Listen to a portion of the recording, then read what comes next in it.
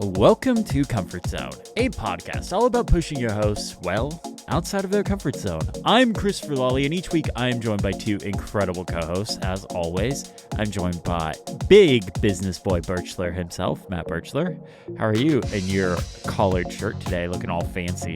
It is. I think it really speaks to my casual nature that simply wearing not a t-shirt is like notable. Look, I got a collar, but it's open. Like I'm all casual over. Yeah. You're cool guy, Chris. We get it. I'm self-employed. Like I don't got anyone to impress here. Like, yeah. But don't worry too much though. I'm currently drinking a bubbly, and I'm drinking one of the Mario Galaxy movie tie-ins. So I got the little starry guys on there. So you're going uber big business boy Birchler. You're promoting another movie that you're probably getting dollars on the back end for. I see how it is. Okay. Yeah, all right. yeah. And we're also theaters, joined by someday. Neelion. Neelion, how are you? Yes, I'm doing well. Speaking of our looks, humble brag, I went to the National Assembly recently, and I was stressing all week not about the event itself that we had to organize there, but about how I was going to dress. And on the day, I wore just a shirt, but I kept it open, and with a plaid pattern on it. And I thought it looked fancy, but the people around me were all very much fancier in every way. You went with the plaid shirt open look. I like it. Yeah, but it felt like I was just some random person coming here and not in charge. So I did this thing a couple of months ago, and it's not interesting what it was, but I definitely should have been dressed very nice for it, like suit level. But I don't really have a suit that's not like a super fancy wedding or funeral suit. I don't have like a casual business suit. So I literally just showed up in exactly what I'm wearing now. Ford hat and all, and oh boy did I get looks. I didn't care. I was like, what? I don't know. I was like, what are you gonna do? I don't care. But we have a show, and it's not about fashion, thank God. We got some tiny topics. Yes, That we do.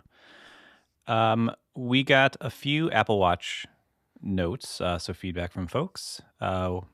Listener Matt, great name, wrote in saying that he's had the same feeling with the Apple Watch, the overload, and he also mentioned that back in the day, back when we were all installing crazy Android ROMs, he had some custom ROM that lets you basically rate limit how quickly it would deliver you notifications per app, which is very cool and very Android ROM energy, which I like. And then listener Rodrigo wrote in to say that he doesn't know how it works in every app, but WhatsApp has a way to kind of limit how quickly or if you get too many notifications too quickly, you can like start to quiet them for a while. I know iMessage does this as well, but I think it only works on the phone. Like I feel like in the phone, in the stack of like notifications, you'll see a thing that'll say, you're getting a lot of these. Do you want to pause like notifications for an hour? But I don't think I've seen it on the watch itself. I've never seen that on the phone. I had no idea WhatsApp had this, and I can't find it. I don't know how you configure that. That would require people to use WhatsApp, and nobody uses that. And I we don't do. I don't talk to Yes. anyone on WhatsApp, so whatever. But regarding the Android ROMs, there's a saying, that Android ROMs, they invented everything. Like everything was already invented by an Android ROM in the 2010s. Yeah, this makes sense. I don't get comments on my videos every single WWDC. Oh, Android did this 10 years ago. I don't care that Android. I genuinely do not care that Android did it 10 years ago.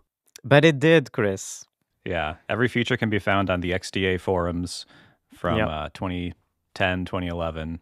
It's there. Someone invented it. Absolutely. I've also got some tiny topics. The first one is I've uninstalled Raycast, and the reason why is it's become too cringe to keep on my Mac. I can't keep it. I'm cringing too hard, and there's a certain level of cringe that I can bear with, but this is too hard. They released a new product called Glaze, and It makes you like create apps on the fly with prompts and no coding. And sure, everybody does that. But then it's also like it's the sugar on top that's too much. It's the AI generated icons that look extremely AI generated. It's the vibe of the CEO guy who makes the videos to present all of it. I don't know. Everything feels extremely off. I'm cringing too hard. This is my official excuse for ditching Raycast. I'm done with it. I'm done. I've uninstalled it. This is my statement. What are you using instead? Right now, I'm using a combination of Spotlight, an emoji picker that maybe I will talk about that I found on GitHub and I forked. This is a rabbit hole. And Pastebot for the clipboard manager, which are basically the only things that I used Raycast for at this point. Like the third-party extensions, I did not use any of them anymore. I'm not missing any of that. So the three things is launching apps, searching for files, and clipboard manager and emoji picker. And I found an alternative for each.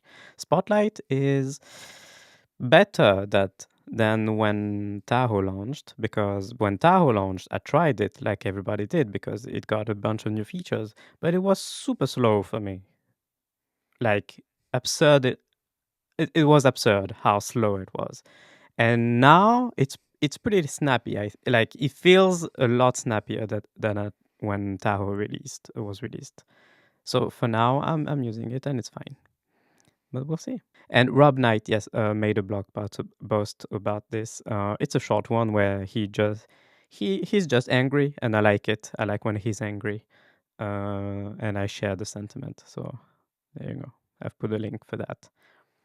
Another more positive thing, people. By the way, people are saying that I complain too much. Have you seen this on the interwebs? No, That's weird. no, I don't get no, it. People, no, Nah, I don't complain too much. no. I complain just enough, but Chris is broken. yes.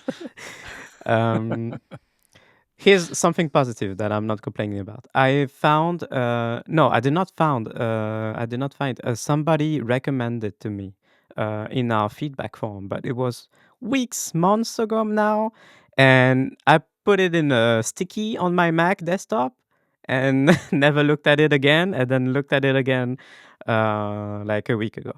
It's an app called mood.camera, and this is a camera app. Lets you shoot pictures with your iPhone, and it's one of those camera apps that lets you add like analog filters on top, film like, gives a film like appearance to your photos. And I've been loving this app. Like it's really well made. It's snappy. The filters are really nice. The one I'm using, I think it may be the default one. It's called Prologue 400, and this is the one I'm using. I'm pretty sure it's the default one. I've tried a bunch of them, but I've come back to this one. It's awesome, and I've been using like this app on and off ever since it was on the sticky on my desktop, but like only took a couple of pictures and forgot about it.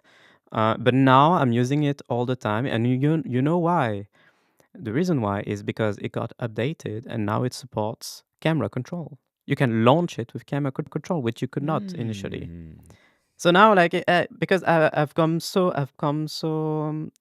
accustomed to pressing camera control to take pictures, and now it just launches this. I don't have to think about launching it to take pictures.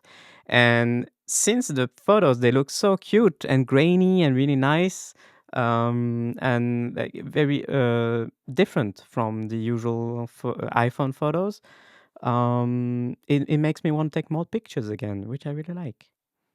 However, it does not shoot videos, and I shoot videos often, and now I can't do it by pressing camera control.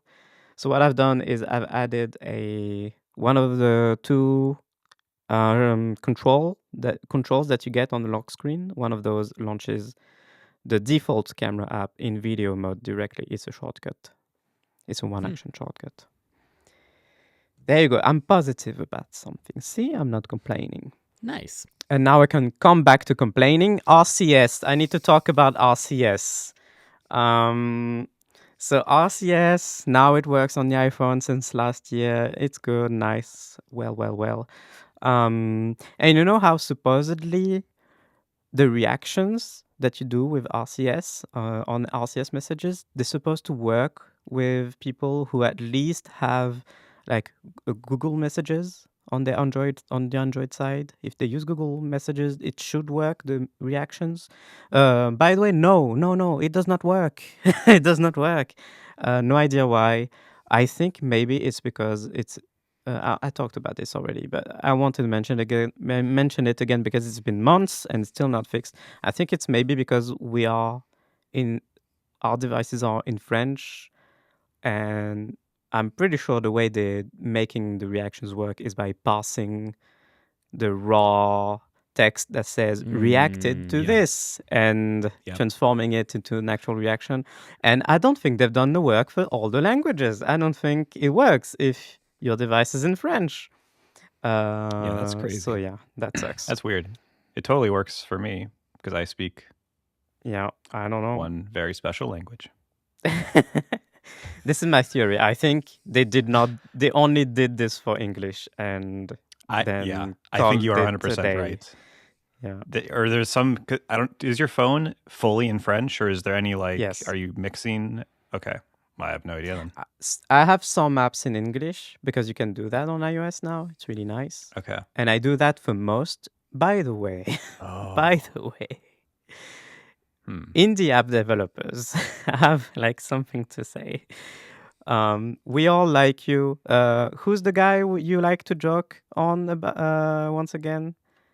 Charlie Chapman. Oh yeah, Charlie Chapman. Yes, including that guy. We like them all. There's one who's called Matt Birchler, but yes. So indie app developers, here's my statement. People may not all agree about this, but here it is. If you are going to localize your apps, do it or don't do it. Don't be in the middle and use AI or whatever to do the translations for you, to do the localization for you. It sucks. We are on GPT 72.0, Gemini 70. None of those can do the translations right. Still in 2026, I can tell when I install one of your apps and it's all in weird French, it's some middle-aged French. I don't know what kind of French it is, but it's not real French. It's not 2026 French, for sure. And I can tell. So either you hire someone who speaks real French and can do the translations for you, whose job it is to do this, or don't do it. Leave it in English.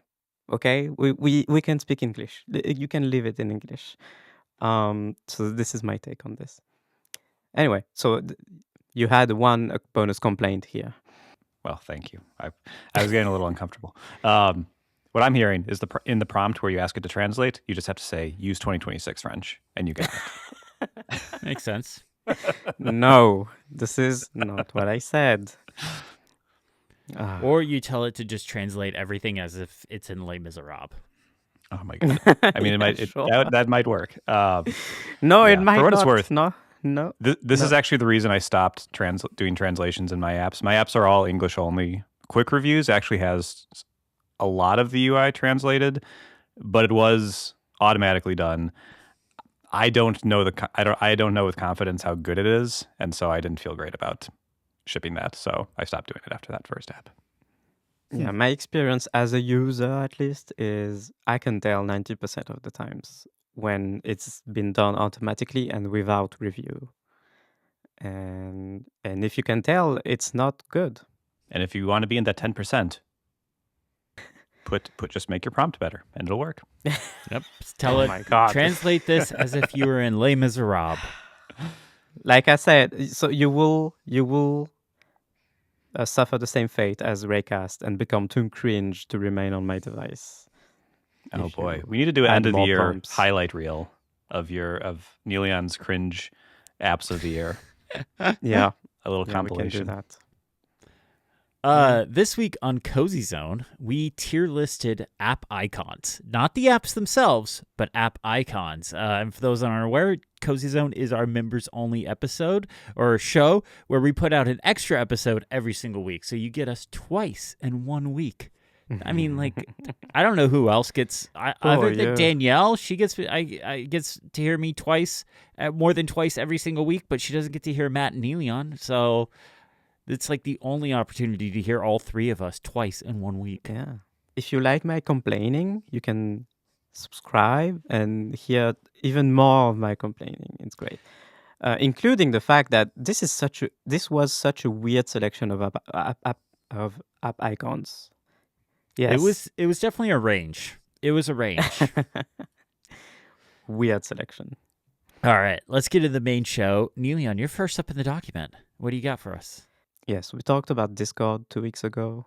We had a really interesting conversation about this, about the age verification stuff and all of that. But I'm not going to recess all that. This is kind of a sequel topic. So what do we do now? And I can answer from my side. So at my work, we are an association, like a small organization of mostly volunteers. Actually, all volunteers except one employee as of now. And we use Discord to organize, and we've been using Discord to organize and like to do our like everything to coordinate everything. We use Discord, and we've been using Discord for the past 5 or 6 years, I'd say, like since the pandemic. Dang. Yeah. And we still like all our meetings on Discord, and we combine that with Google Workspace. We have a Google Workspace plan that we use a ton for documents and file sharing and everything in Google Workspace. We take advantage of. And now, of course, we've come to the point where there's this problem with Discord hanging over our heads, and we can't just deal with it and like, because remember, the issue is Discord will impose age verification globally sometime soon. They initially announced that it would come in March, but they've backtracked on that and they're saying they've postponed it. So now it's happening later in 2026, but it's still happening. And our association is like, our members are all trans members, like not all, but a majority are trans members. So we can't possibly keep using Discord, a tool that will ask our members to provide their IDs. This is not something that we can keep doing. So we had to start looking for alternatives. And so far, we are test driving. That is, we have not migrated yet. We are test driving it, just like small group of us. Slack as an alternative.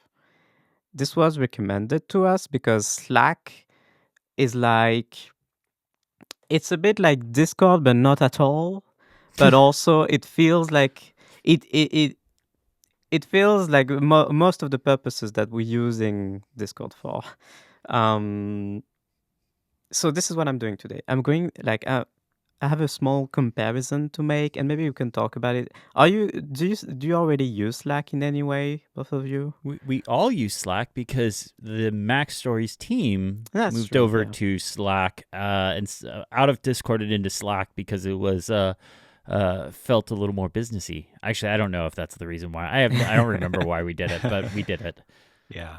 Oh yeah. I use Slack all day, every day at work. It is the main app I use to get my work done. I could have guessed. Yes. No, literally, the Mac Stories one is the only Slack I'm in. Yeah, that was my case until this. Yes, there was. I only had installed Slack just to join the Mac Stories Slack. That was my only thing. So here are the main differences that we are noticing about, like the differences between Discord and Slack. But just to paint you a picture, how we're using Discord currently. Imagine like Matt. No, not Matt. He's too businessy. Chris. Imagine Chris. You have free time. Which what? this is why Matt can't be the subject of this thought experiment. So, Chris, you have free time. You want to get involved politically and want to fight for trans rights. So you find us. You go on our website. So you speak French. You're a French person, obviously. So Oui, you're oui, able mon to read ami. everything. Yes. So you're able to read everything. You understand. So you click join on our website. You want to join the association. You want to become a member. You follow the process. Joining is free, by the way. There's a free price. You can pay, but you don't have to. So obviously you're rich, so you decide to donate $1,000 euros as I just part put a of new your roof on my house. Not rich at all. You're donating a roof? Okay, sure, we can take a roof. Okay, yeah, sure. You can have my roof. You join the association, and here's what happens currently. You get an automatic email that tells you, "Hey, welcome to the farm. Welcome. You chose to participate in an organization. Here's a Discord link. Discord is where we do everything. Basically, we organize and we plan stuff, and yeah. So you click the link, you join our Discord server, and on our Discord server, you can't see anything. You're in a waiting room. There's just one channel that you can see. You're in a waiting room. And that's the reason for this is because we want to approve manually every new member just to make sure. Like just Yeah, that makes sense. you don't know who could join. Heads. Yeah. Exactly. So we basically what we do is we just double check who you are, maybe cross check your pseudonym with social media, but like we don't dig in anything. We're just checking you don't have a Nazi avatar basically online or anything like that. And we mostly like check your email address to make sure that the email address that you're providing in Discord, because when you join the waiting room in Discord, we're asking you for your email address that nobody else can see, just us. And we'll double check that this email address is the same as the one you joined with on the website. Okay, makes sense. And if all of that goes well, we give you a role in Discord, basically a member role, and now you've got access to everything in Discord. So you can join working groups. That's how we organize. We have different working groups on different topics. So like if you want to only get involved, like maybe you want to help on the designs, like the visuals, social media, and all of that, you can join a specific group for that.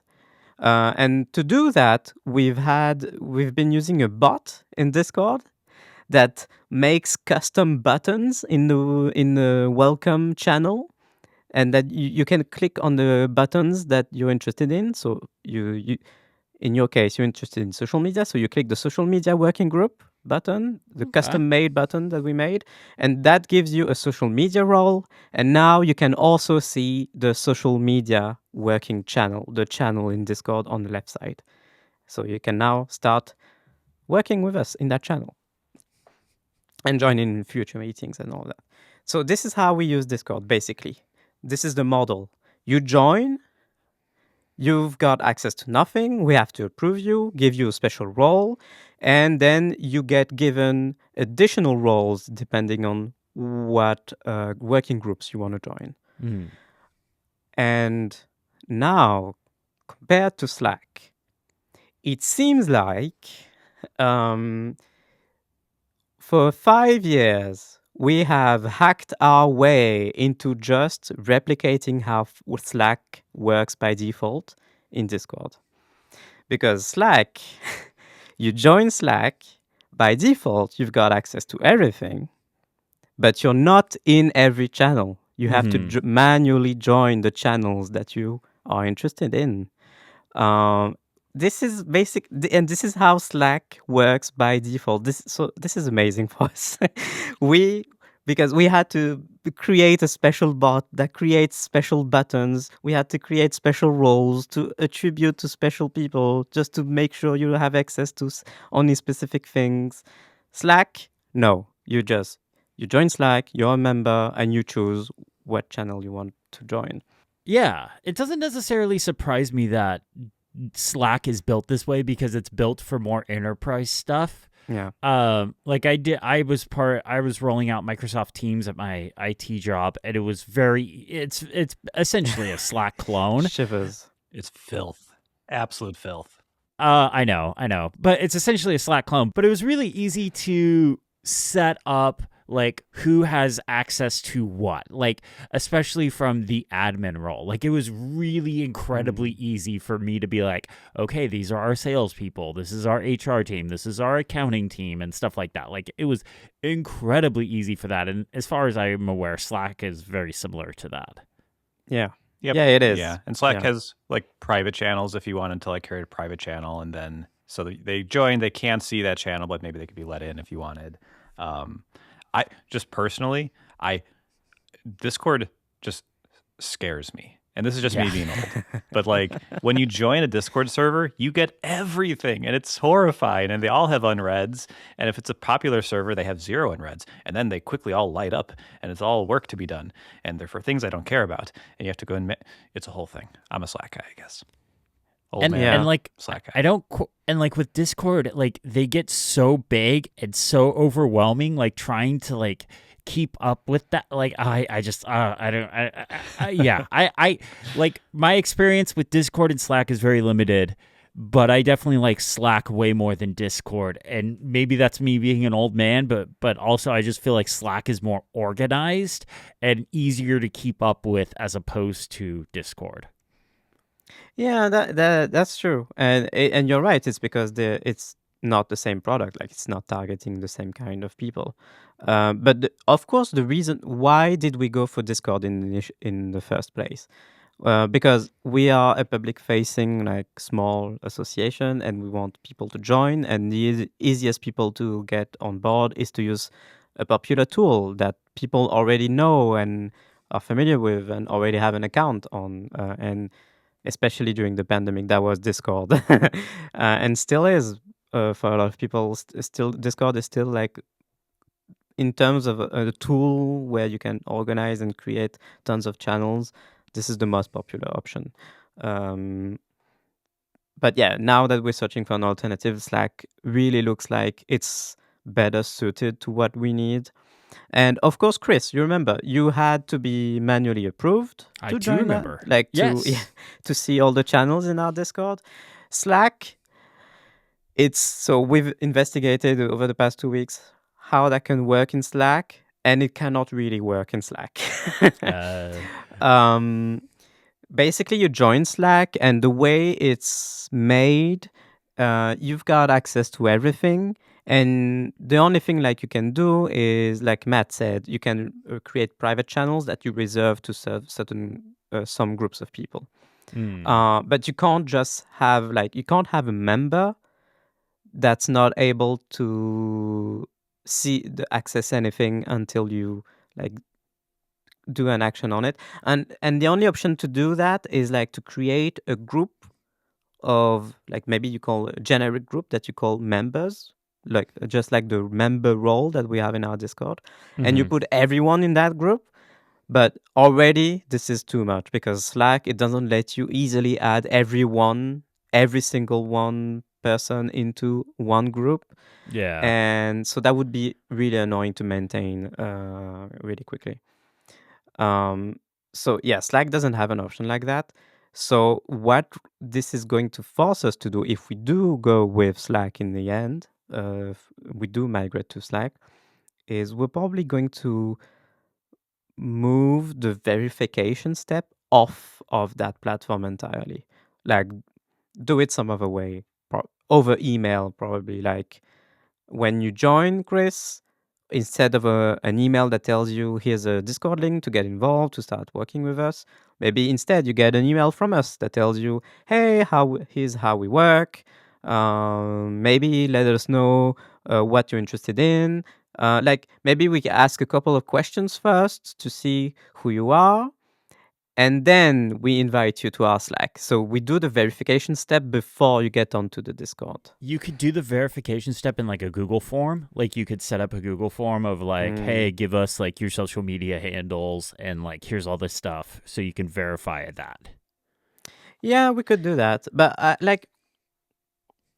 yeah, Yeah, that could be a way. I think so far, and we've not made a definitive decision on that, but so far, I think maybe what we're going to do is maybe set up just a one-time email exchange, like maybe Okay. send back some info about yourself. What did you join the for, and what are you interested in? And that's Yeah, probably a little less friction too for the person signing up, because if like I was yeah, like, "Oh, I'm curious about this thing, maybe I want to join, like I want some more info." And if I signed up for their thing on the website and they immediately emailed me back, "Hey, here's this Google form." I'd be like, "I don't know if I want to do that." yeah, yeah. Yeah, and just like in a single email exchange, I could be like, "Okay, yeah, no, I can reply to this stuff." Like it's just it's one less barrier. I think so. Yeah. Yeah. There's one other thing. Slack has way more collaboration tools, and that makes sense. But like you can create like notepads inside of the channels in Slack. You can have files stored in the channels as well to easily reference. The way pinned messages work is makes way more sense than in Discord. In Discord, if you pin something, good luck finding it. You will tell me, okay, there's a pin icon. Just click the pin icons in the top right corner in Discord, and you can see all the pin messages. But here's the thing: nobody knows that it's there. This pin icon, nobody knows. Like, if I tell you right now, there's a pin icon in Discord. I'm pretty sure you had no idea before I told you. But yes, in Slack they highlight it, and it's easier to reference as well. So it's a bunch of small things like that seem really fitting for Slack. And the final thing is, obviously, I'm worried that if we do migrate to Slack, we are going to lose people. Mm. um, we have I would say right now, maybe 80% of our members, like people who are officially part of the association, are on our Discord server. But there's the thing where so they are on the Discord server, but only a small portion of those people are actually active. So I think this small portion of people who is actually active, they will come over to Slack or whatever else we migrate to when we do. Um, but the rest won't come. And even though they are not active, we still need to talk to them. We still need we still need to do internal communication, right? To do announcements, organization wide, to announce like events, maybe the next plenary assembly that we do uh, a handful of times a year. All of those crucial information that we gave out to members. Right now, we exclusively do that in Discord, which is not great. But it works because everybody's on Discord. Almost everybody's in Discord. If we do move to Slack, there will only be a small group of active people that are on Slack, and the rest will not be.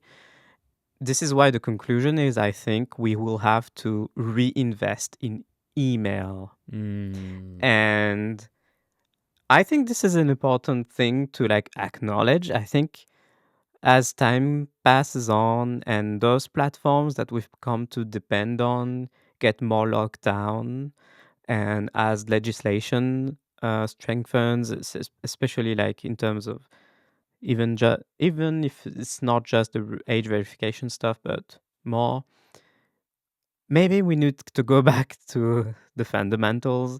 A small organization like us, we need to invest back in email, and that means don't make all the announcements just in one app, in the Discord or in Slack.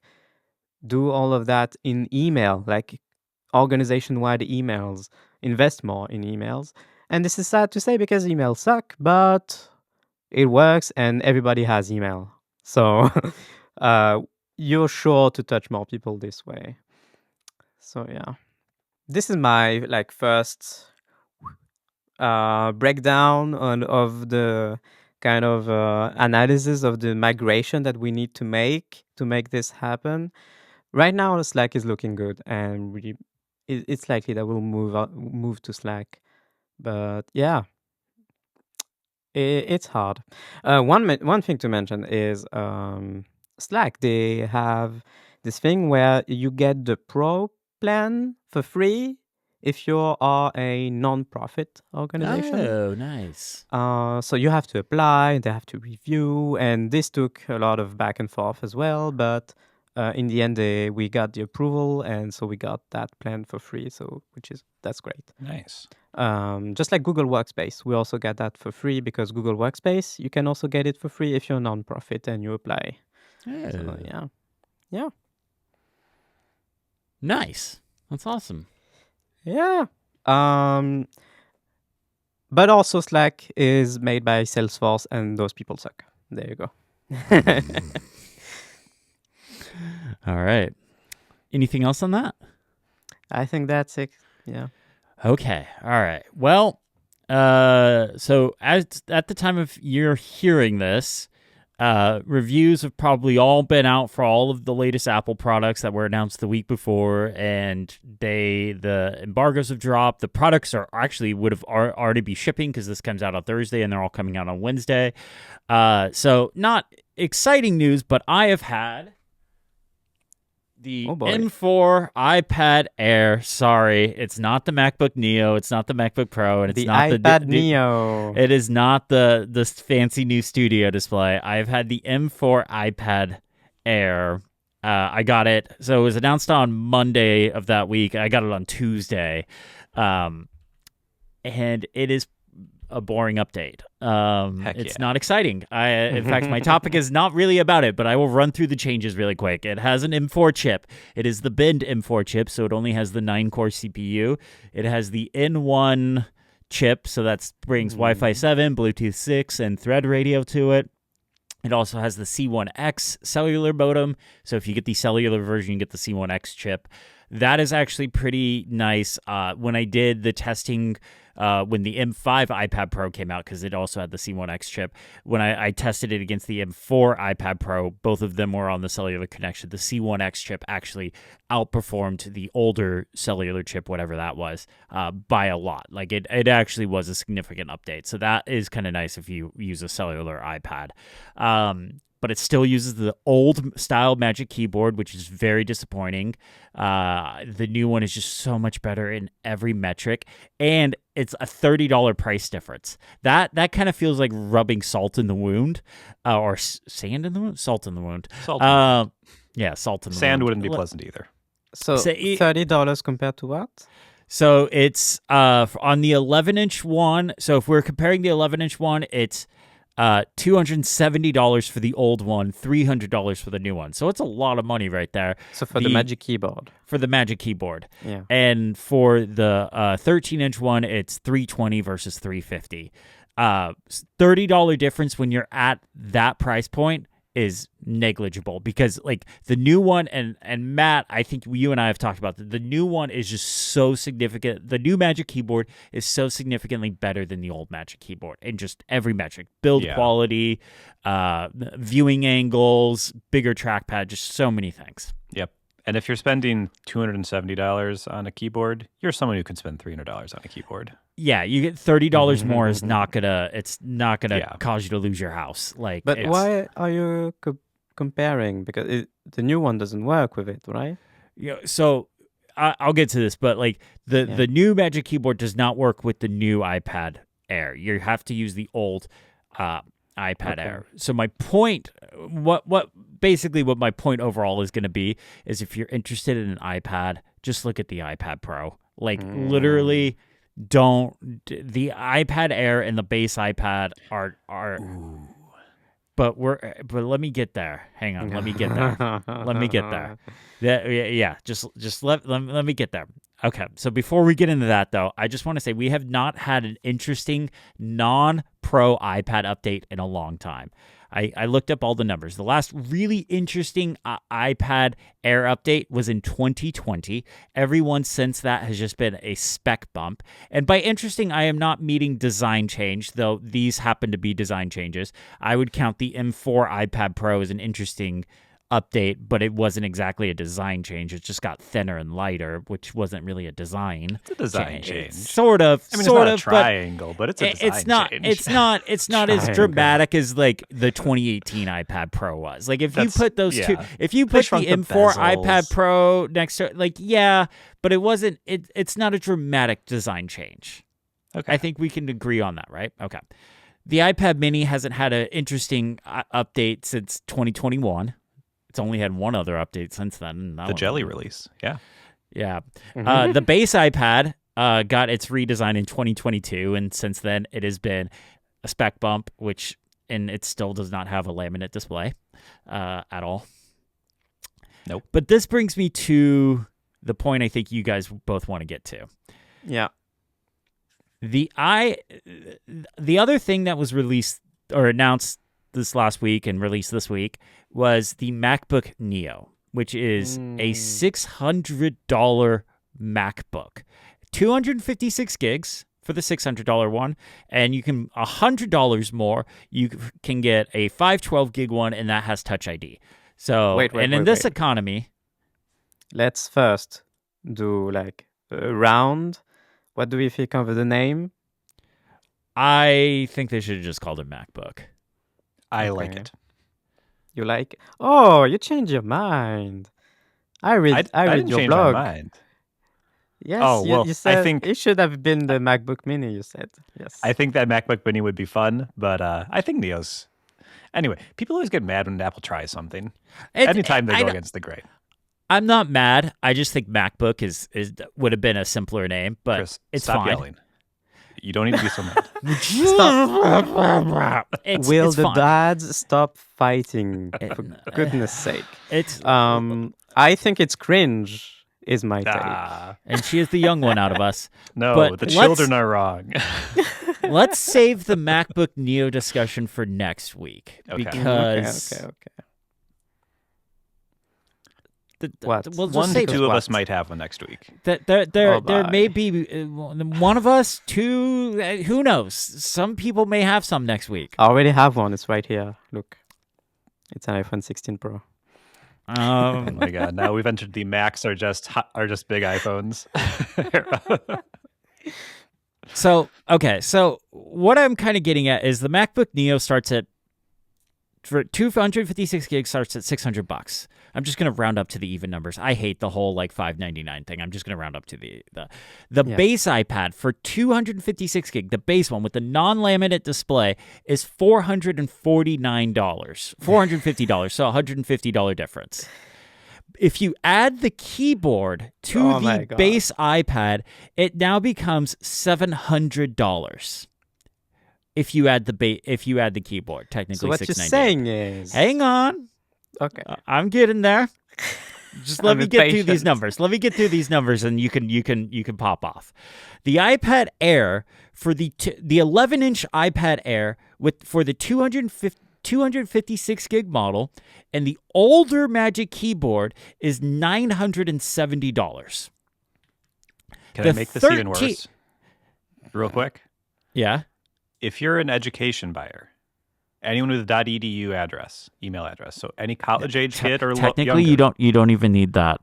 You don't intent. So it is the base Air, or sorry, the base Neo is $499, $500. The 11-inch Air with the Magic Keyboard with education pricing is $900. Jeez. Okay. So we've established the MacBook Neo for 256 gigs is $600 if you just buy it regularly, or $500 if you get it with the education discount. So if you were to similarly spec out an iPad Air, which is the first iPad that comes in the same screen size, a 13-inch screen size, 256 gigs, and add a keyboard, it is now $1,218. You can buy two MacBook Neos for the same price as that iPad Air. Now, obviously, there is a much better chip in the M4 iPad Air than there is in the MacBook Neo. Obviously? My social media feeds are full of people suggesting that the A18 Pro is actually as good as an M4. People are going crazy I'm also out there. seeing the A18 Pro is the same as the Intel 12-inch MacBook. So it's going to be the same. Yes. And that Apple is like going to underperform it because it doesn't have a fan. People are all clearly over because the place all of the iPhone 16 Pros had fans in them in order to perform properly. Yeah. A lot of strong opinions from people who don't have the device. Mine has a fan. Look at God. this. Thanks to live Matt. update, Neilion. That's right, the MagSafe fan. Yes. So now here's the thing. Okay, so the iPad Air has the M4 chip, but it also has a much more limited OS. The MacBook Neo basically makes it impossible to recommend the lower end iPads, the iPad and the iPad Air, unless you really want a tablet, a convertible, or you're doing something with the Apple Pencil, like something really specific to that. Like it basically makes it impossible. Now, there's an asterisk on all of this whole discussion before we get into it, before I let Neilion pop off. None of us have tried the MacBook Neo yet. Mine is coming. I ordered one. I'll just spoil it right now. I did order one. I didn't get a review unit of it, so none of us have tried it. There is a chance that it's a big whiff and it sucks, but I highly doubt that. I'm putting that at a 2 or 3% chance because Apple rarely misses. Apple rarely puts out a bad product. I think I could probably name a couple of bad products off the top of my head in my lifetime of just being an Apple fanboy and getting Apple products that were actually bad Apple products. iPad 3, Trash Can Mac Pro. By bad, you mean terrible performance? By just general, this is a bad product. Let down by the hardware. Not being like, oh, I don't like this thing or something like that, but like genuinely, like Apple released this and it was a bad not hardware. liquid glass. Yeah, not liquid glass. We're just talking hardware right now. So I really do think, like, if somebody comes to me now and is like, hey, I need to get a computer for my kid, or oh, hey, I'm looking at a computer like we did just buy my grandma a base iPad because she likes to do those like coloring apps with an Apple Pencil and stuff like that. That's a perfect thing for the base iPad. That is perfect because that's what she wants to do with that thing. She wants to do those coloring things. But if somebody comes to me and is like, hey, I just need a laptop to do like my tax documents and like general normal stuff, it's going to be hard to recommend an iPad now for that stuff at all. Like, I mean, the MacBook Neo has full-blown Mac OS. You can do things like Claude Code. You can do things like have unsandbox apps, have access to the file system, like all the Mac OS stuff. So my conclusion at the end of this week, and what will be probably in my video that was released, is the iPad has to become cheaper and the iPad has to run Mac OS. Okay, pop off. I've been saying said it all, for kinda. weeks. You did say it all, but I'm fully on board. I think Apple's going to kill iPad OS. Of course, they're going to do that by making it better and making it run on the iPhone, and therefore be their most important platform. But anyway, listen, yeah, it is. I think, yes, the price of this is crazy. I think I did some math this morning. If you adjust for inflation, because when the iPad came out, it was that was the netbook era. There was like some pressure on Apple. Oh, Apple's got to release a netbook. They can't just play at the high end anymore. And they didn't. They released the iPad, and the iPad's been very successful. But I mean, the iPad killed the netbooks. Like, let's be honest for a minute. The iPad killed the netbooks. But if you compare the price today, the $6 or $599 price, and adjusted for inflation to 2010 prices, this is a $399 device, which is MacBook Neo. The MacBook Neo.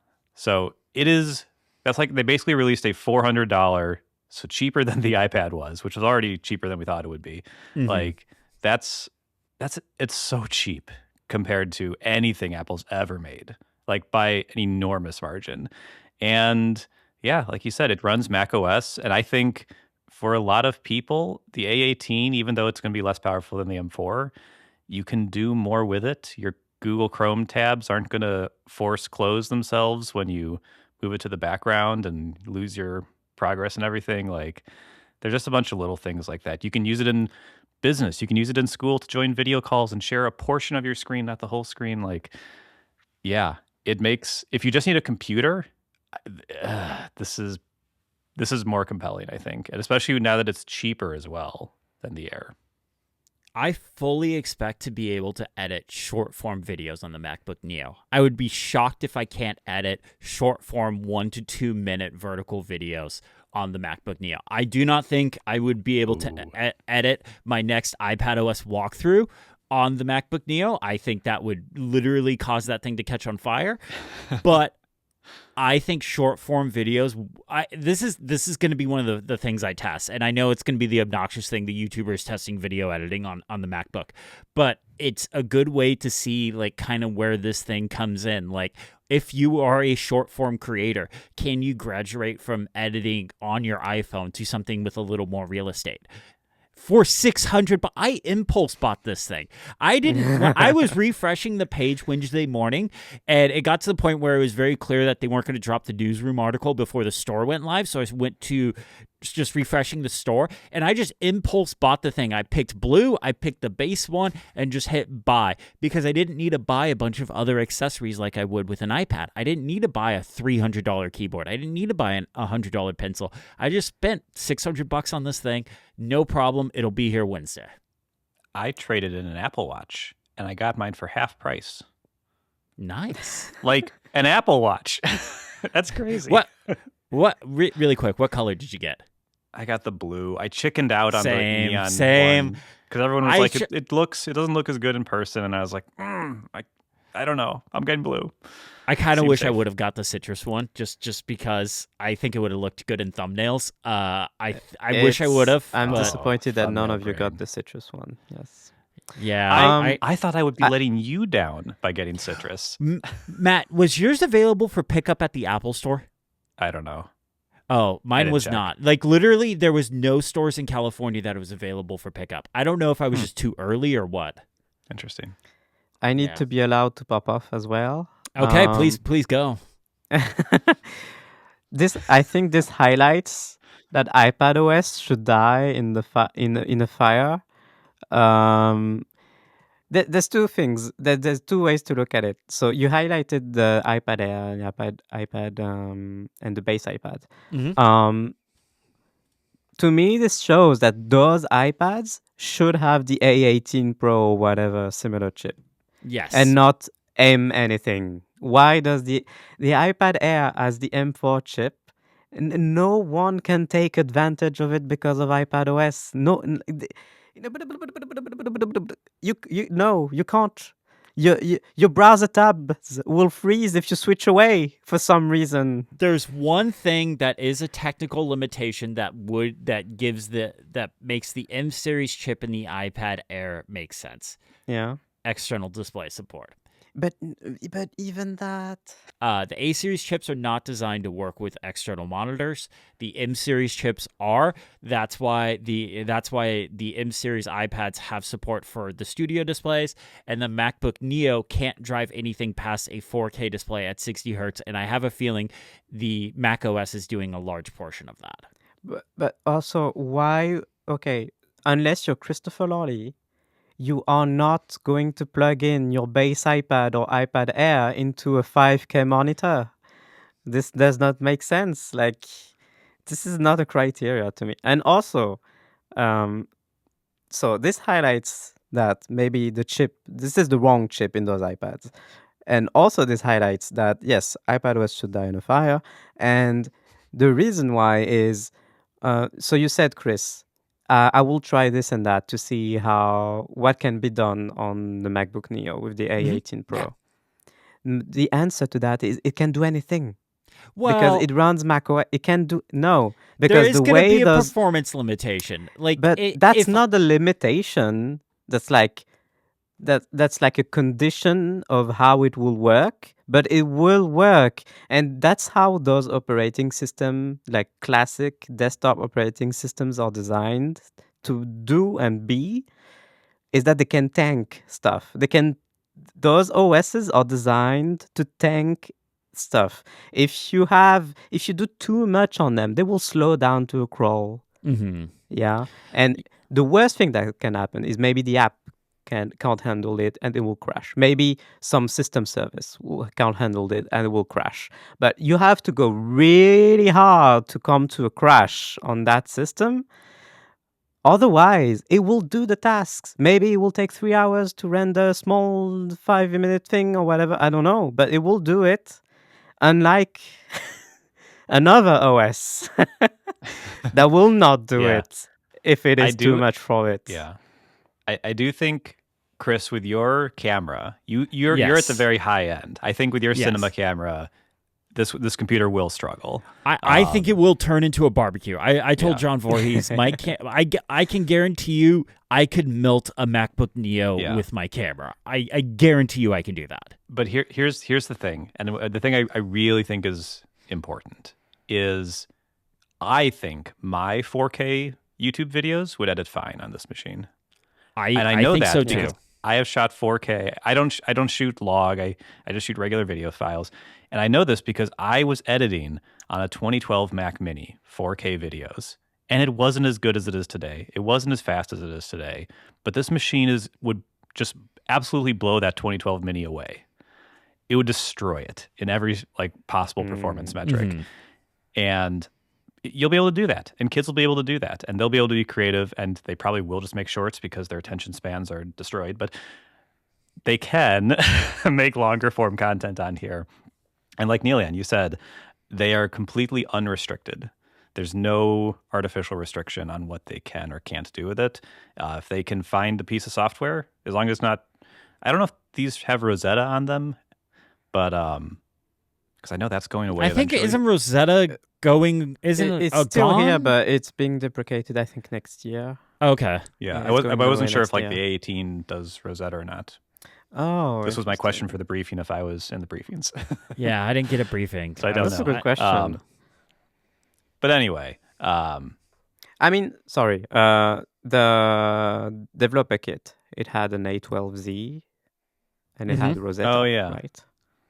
Oh yeah. So I guess That's it right. could. I mean, to be fair, the A series and the M series share a lot in common. Like that. It's more of a marketing thing than anything. Like it should theoretically be able to run. Yeah. This is my big question as well. I am so curious because when I test different things between my iPhone and my Mac, there are some things that the Mac, even though theoretically the single core performance is the same, or even the iPhone's quicker, the iPhone just can't keep it up. It can't keep that performance level for as long. And so I wonder how it's going to be on this computer. So I have no idea. Maybe it'll be great. Maybe it'll run into issues, but I'm certainly not saying until I actually have it in hand. Yeah. Like I legit don't know how this thing is going to perform. I bought this. I bought a MacBook the day the iPad guy bought a MacBook the day and it became available and wasn't even interested in the iPad that came out because this thing is I am fascinated by this computer and the price point. It just everything about this computer I think is great. Yes, I've seen the people complain that it's not the 12-inch MacBook with an M4 chip in it. That, you know what? That's what the MacBook Air is. That's what the MacBook Air is, people. I don't know. I'm excited. I think we've already spoiled it. Matt and I will have one next week, so it'll probably be our just topic. It'll probably be our shared topic for next week, and we'll just go off on it. But you never know. The new Samsung phones come out next week as well. Who would buy one of those? You're both gonna just walk out of frame for that. I'd just be like, we're gonna put that topic second, so we can just get the talking out of the way. I can go take a nap, and then I want Matt to review the privacy screen thing. Yes, I have had two quick things. Number one, I have had multiple people in my regular life who know that I am the tech guy and that I get phones, and they want to see that privacy screen. I've had multiple people, Really? ask about this. Yes. The second thing, my wife, who has an M3 MacBook Air, has had it for a couple years, likes it a lot. She wants a Neo Oh, why is that? because it's colorful. This is a very real thing. When I told her I was getting one, first she was like, "Why are you getting another computer?" But then I explained the trade-in thing, and anyway, she got a little happier about it. And then she was like, "You got the yellow one, right?" And I was like, "No." And so then she was mad at me about that. But yeah, the colors really appealed to her, and I presume lots of other people. I think if I would have got the yellow one after I was done with the testing, Danielle probably would have stole it from me. So that's probably another reason why I got the blue one. I'm actually genuinely excited about this computer and like turning it into. Are you telling us you really don't want your girlfriend to have a laptop? No, she has my M2 2 terabyte iPad Pro. Or one terabyte, whatever the max came in. But we've just established that's inferior. No, we established the iPad Air and the base iPad is. Do not besmirch my beloved iPad Pro. But I am really excited about this MacBook Neo, guys. I also really want the Studio Display, but I didn't want to spend that kind of money right now on the Studio Display XDR. But 120 hertz mini LED, yes please. Yeah, sounds lovely. All right, I think So I think the point of my topic is look at if you really want an iPad, look at the iPad Pro, but really ask yourself what you're going to be doing with this, because unless you're going to be doing tablet-y stuff or Apple Pencil stuff, maybe just get a MacBook Neo, and that's coming from the iPad guy. I think so. Yeah, this year's going to break Chris. It's like a vicious cycle. I'm right back where I was last year at this time, pre-WWDC, but like now that iPad OS has been fixed, and I'm going to put air quotes on that, but like the fundamentals of like some big core issues of iPad OS have been fixed. Now I'm looking at the app system, and especially like what's happened this last year for Mac apps. I'm just like, the iPad can't ever get this. It's now also you're more focused on the bigger picture, since all the front facing issues are gone. Yeah, it is exactly that. It's a bigger picture issue, and like I don't know if I've really talked about this on here, but I've had to kind of like slowly roll back editing on my iPad and start editing more on the MacBook Pro because of my new camera, because it's so slow on the iPad Pro. It takes forever, and I have to put the playback quality. I have to turn the playback quality into performance mode, so everything's a really low resolution. Oh yeah, you told us. Oh, okay, I did. Okay, yeah, it's actually kind of rough to edit on. So I'm just what are the chips? Anyway, so that brings us to the challenge. Is it the same chips? So it's I have the M5 iPad Pro. I have the M5 2 terabyte iPad Pro with 16 gigs of RAM. Which one is it in the Mac? Well, to be fair, the MacBook Pro that I have is the M4 Max, non-bin, the full one with 128 gigs of RAM. So there is a pretty big difference between that. Oh my God. Okay. Wow. Well, I got it when I was in that phase of like, okay, I'm done with the iPad. And then WWDC. You go hard when you're in the phase, or don't you? Look, his midlife crisis hit us all differently. It's fine. Being a fan of the iPad is like being on a roller coaster, constantly ups and downs. That's true. Up and down, up and down. It is a rough life. Yeah. And I love the iPad, but I think I'm finally coming around to what the iPad is good for, and that is what I'm using it for, as a focused productivity admin device that can do some creative tasks, and the Mac fills in the rest for that. Chris, I'm so curious, because we're expecting an iPhone that folds out to 8 inches this year, when there's inevitably the Max version of that goes out to like a 10-inch or 11-inch tablet. What are you going to do? That... Oh, he's thinking... He just crashed. He's running iPad OS. What if your iPhone Pro Max folded out and was a 10-inch iPad? If that was the case, I think I wouldn't have a traditional iPad. I think my iPhone would be my iPad, and then I would have a Mac, and that would be... so iPhones would run the same OS as iPad. They would just call it iOS, and they'd kill iPad OS, and my prediction would come true, and you'd all be wrong for doubting me. Yep. Look. What was it that you got called on upgrade? A rascal? Yeah, somebody's got to be a rascal. Yeah. So look, you're in your rascal phase, and I love it. Entering my rascal era. I'm in my like, oh, I don't know what to do phase. I think I'm at the part where I'm just like, you know what? Each device has their needs, and I'm just gonna cover them the way that seems best. Yeah, I don't the way know. God intended. I love the iPad, but it's just Meanwhile, my phase is just uninstalling Raycast because it's too cringe. Which you can do with a keyboard shortcut in Raycast. Wait, what? Although, can you uninstall Raycast from Raycast? You can uninstall other apps. I don't know. I call put is it in the coming from trash. inside the building. I put that'll it in work the too. trash. The classic way of uninstalling something. Okay.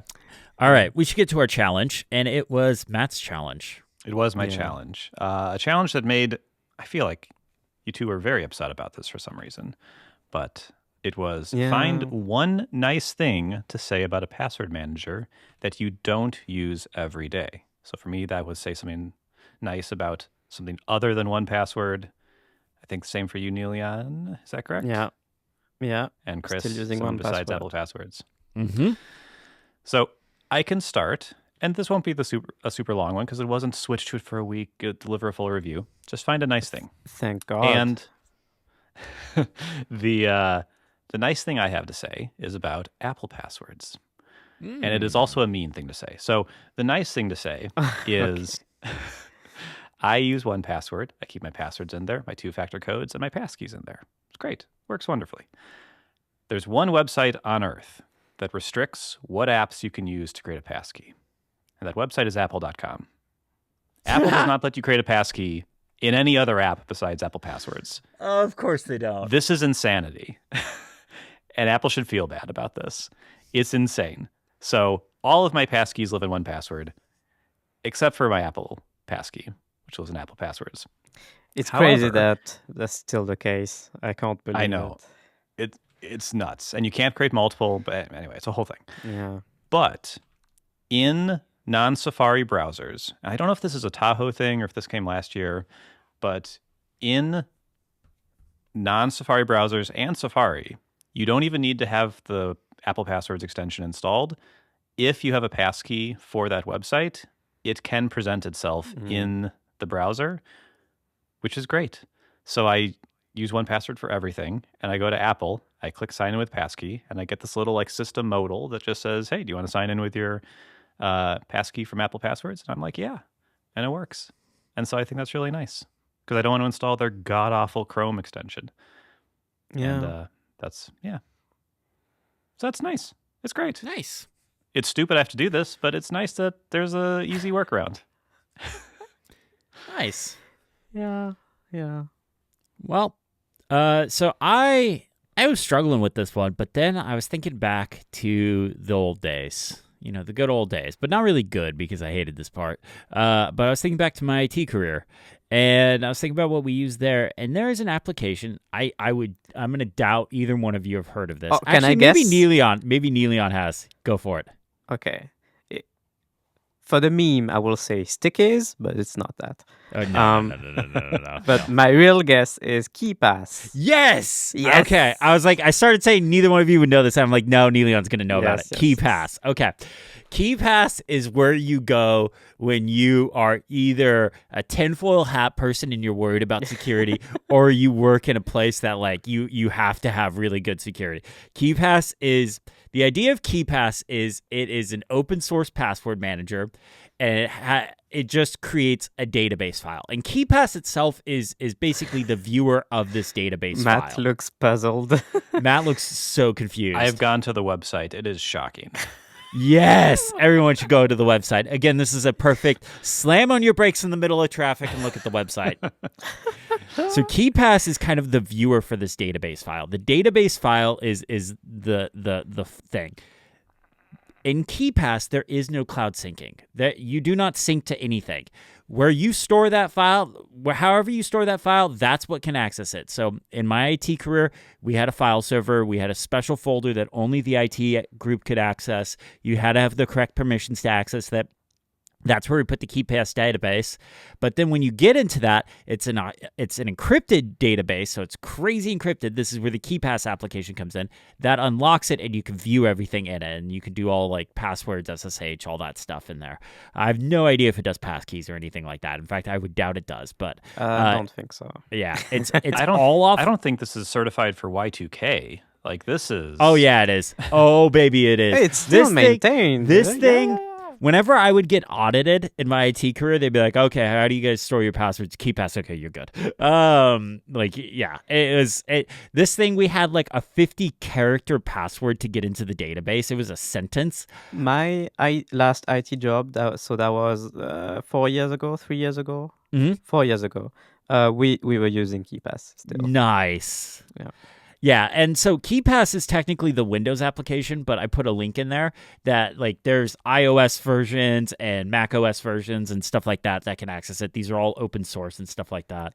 So you can access it. There's web, there's all sorts of different things, and you just access that database file. So you put it in your file server. Yeah. You could put it in a cloud file thing, but that kind of defeats the purpose of using it. But it's have crazy a recommendation. encryption. Yes. It's called, oh boy, that I pasted the link. It's called Strongbox. Okay. Strongbox, and it's so it's a password manager. It supports passkeys. I'm just seeing now, but my understanding of it is it supports Keepass database Oh, nice. formats. Okay.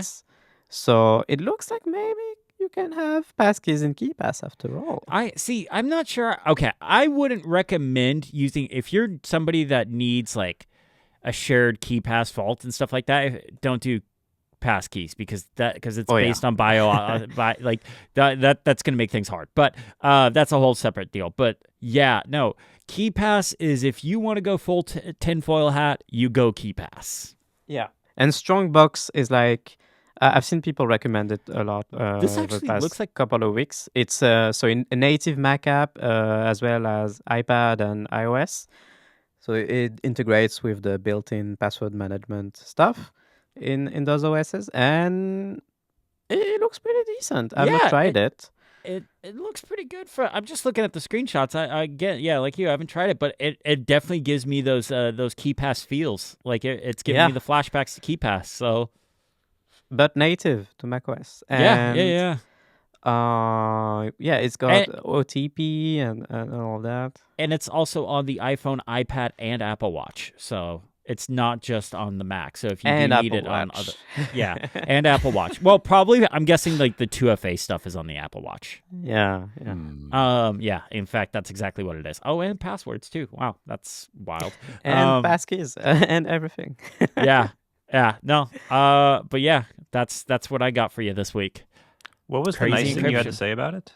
It's crazy encrypted and will pass any IT audit you get put Crazy through. encrypted. All right. Crazy encrypted. Crazy That thing, encrypted. you ain't hacking that thing. As long as you have a strong password into your vault, you ain't hacking into that thing. Like I said, we had a 50-character sentence that couldn't be used. Like if you tried a dictionary attack against it, it wouldn't work against it. Like it was a very particular sentence that had curse words in it and other things. It was fun to type. Very, very quick tangent. My wife's a teacher. Her school recently, their IT policy switched to they need passphrases for their laptops. It went over so poorly, the IT just gave up, and they're like, "No, you can go back to passwords." It's fine. They disabled biometrics, so no login with your fingerprint. What? You must key in. That's insane. So I did implement a 20-character minimum password thing at my last IT job. And people were so mad at me, and I was like, I don't care. I really don't care. I'm tired of like having to deal with like weird like security things. Like this is it. This is what the auditors want. I don't care. You can be mad at me all you want. 50% of my last IT job was resetting people's passwords. Yeah. Mm-hmm. Yeah. I was the network admin, and that was still 50% of my job. Yeah, all of us in our team, we just kept spending our time resetting passwords. Yep. Okay. So my turn. My pick is Bitwarden. Oh. It's an often recommended alternative to 1Password. It looks so okay. I will get out of my system all the bad things so I can come to the one nice thing. So it looks bad. Oh yeah, it looks. I bad. hate it. The UI is not great. The icon is not good. This is the most terrible shade of blue they could have picked. But they picked a shade of blue, and that's what's important. There's that, I guess. It's kind of a Facebook blue, but weird. I don't know. Yeah.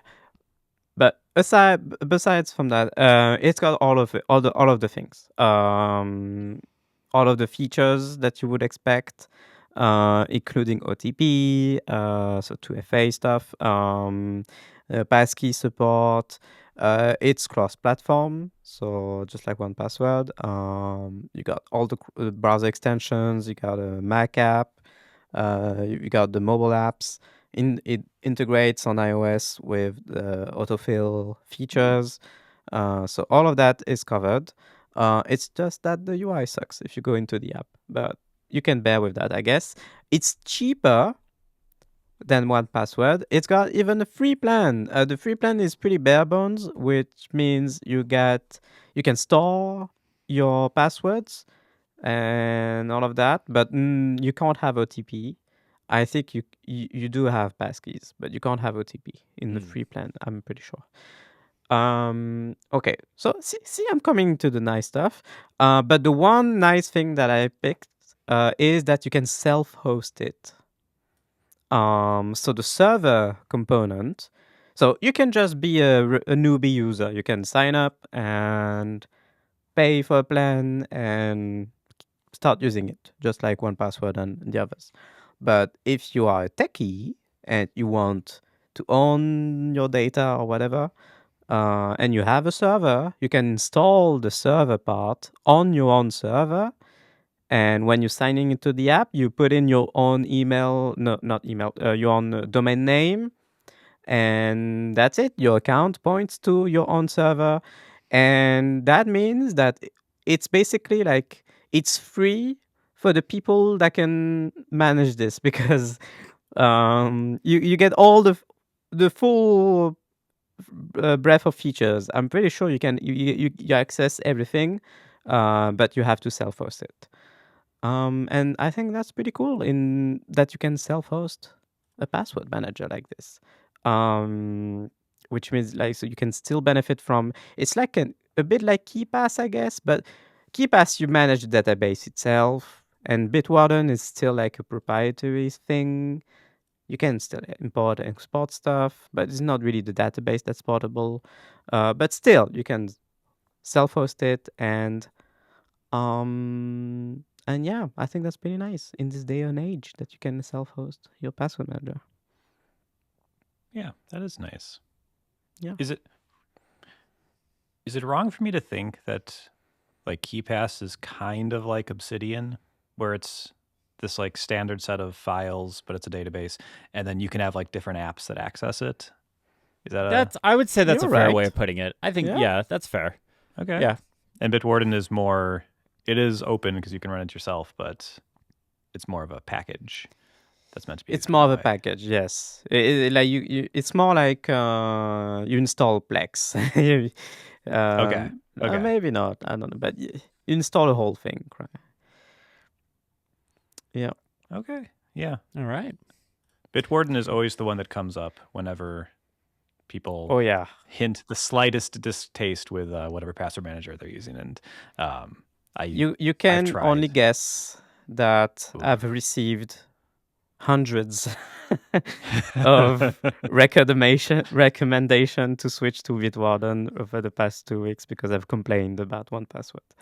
So yeah. Yep, that makes sense. For now, I'm still on 1Password. Yes. So Matt, who wins? I mean, I think I encryption. win. Okay. Obviously, and I think I win. yeah. We do monarchy now. We don't do democracy. Okay. Yeah, that's your thing over there. Okay. I want to do dictatorships. Yeah. Good boy. All right. So that brings us to the new challenge, and the new challenge is Neeleon's. What do you got for us this week? Yes. Easy and simple, straightforward. Oh God, no! Use Vivaldi and pitch it on Mastodon. Pitch it on Mastodon. Like I said, straightforward, easy and simple. You are working for Vivaldi this week. Am I and getting a paycheck from them? I am getting do one. I don't know realize- about you too, but You do realize, as an influencer, I don't do anything for free. Oh wow. Wow. maybe wow, you wow. will have That was to the most for this obnoxious challenge. sentence I've ever said in my life. That is hands down the most obnoxious thing I've ever said. I hope everyone knows I was joking and not being serious. It's good you clarified. Yeah, it's good. Yeah. It's good that you clarified. So yeah, use Vivaldi and pitch it on Okay. Mastodon. That's it. Oh. You can pitch it as a whole or just one thing that you want to pitch about it. I don't know. You're like, what are you writing? I'm just Yeah, clarifying in our show notes. I'm clarifying the text of the challenge. But I already already wrote there. this. Yes, you're having sync issues. I think you're Oh sinking. no. Okay. Well. Thank you. No. shame. Maybe Vivaldi can help you with that. Yeah, I bet you maybe. can. There's a setting for that. There's a setting for everything. Oh God. I would Um, honestly not be surprised if they have, like, in the Guinness Book of World Records, there's some record for most settings in a single app, and Vivaldi has been holding it for years. All right. Well, that brings us to the end of the show, and we've had this end of the show question for a while, but I'm going to put a time limit on it because I know this could have easily been a whole topic on its own. But Yeah. Alex sent in this question, and if you have any end of the show questions you'd like asked, we have a feedback form. Please send them in there. But Alex asked, if you're starting from scratch, what is some smart home items you'd add to your life that you don't have today? We recently bought a house and needed to install blinds, so I chose to buy the SwitchBot roller shades. I absolutely love them, but would never have added them to my setup, or never have otherwise added them to my setup. I can't read today for some reason. Alex, it really depends on who you live with. When I lived by myself in my condo, everything was smart homed. I smart homed the heck out of that house. Now that I live with Danielle and her mom stays with us sometimes, the only thing that's really smart homed is my studio. Everything else is dumb. Yeah. My answer is blinds as well. I would have. So we're moving into our own house soon, and maybe this will come up. But yes, the blinds, have them come up at night and come down at night, and like my dream would be able to wake up with the daylight, just because the smart blinds come up on the schedule. I would really love that because I hate waking up to sounds, so to an alarm clock or whatever. I hate wearing a watch as well. So waking up to the daylight, I would love that. And this is like only for this, I would get smart blinds, at least in my room. Okay. Yeah. I have two answers because my first answer is super boring. The thing I don't have now that I want is smart blinds for my kind of like front room in the house.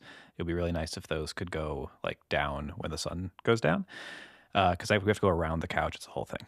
But then buying them would be expensive, so I don't want to do it.